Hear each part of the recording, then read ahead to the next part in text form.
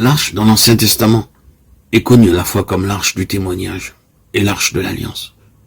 Ce nom de témoignage est bien connu dans le langage du Nouveau Testament. Cependant, dans l'Ancien Testament, il est employé dans un sens un peu différent. Nous avons l'habitude d'entendre parler du témoignage de Dieu, du témoignage du Seigneur, du témoignage de Christ, du témoignage de Jésus. Dans l'Ancien Testament, le témoignage est en relation avec l'arche. Les 2 tables de pierre étaient le témoignage. Les tables du témoignage furent placées dans l'arche, et cette arche est devenue l'arche du témoignage. Exode 25, 16, 25, 22, 31, 18, Apocalypse 11, 19. L'arche fut placée derrière le voile, et ainsi ce voile a été appelé le voile du témoignage, Lévitique 24, 3.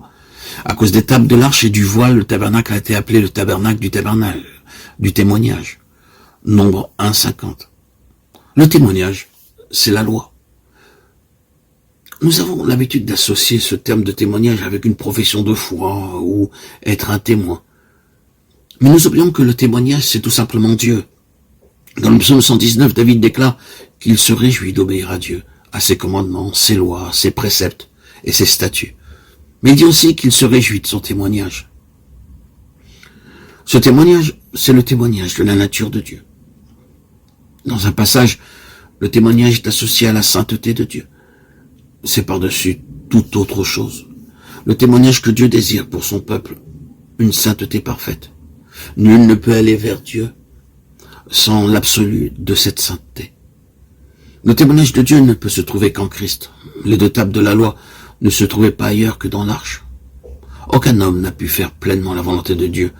C'est en Jésus-Christ que vous voyez la volonté de Dieu pleinement accomplie. C'est le seul qui ait pu déclarer « Ma satisfaction, c'est la volonté de Dieu ».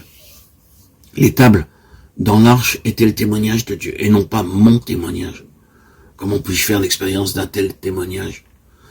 Nous disons que nous sommes des témoins pour Christ. Nous pouvons être témoins en étant unis à Christ, en laissant sa volonté travailler en nous et à travers nous. Nous entrons dans l'expérience de ce témoignage, et ce témoignage devient notre témoignage. Remarquons que 2 autres choses ont été placées dans l'arche après les tables du témoignage, le vase contenant de la manne et la verge d'Aaron qui avait fleuri. Nombre 17, 4, Hébreux 9, 4, Exode 16, 34. Par ailleurs, il est déclaré que la manne et la verge furent placées devant le témoignage. Ce sont les 2 seules choses associées avec le témoignage. C'est comme si Dieu disait à son peuple, sans ces choses, mon témoignage ne peut pas devenir votre témoignage. Nous voyons dans ces choses l'œuvre subjective de la croix, afin de nous rendre capables d'apporter ce témoignage. Ce témoignage, ce n'est pas ce que nous disons pour lui, mais ce que nous sommes en lui.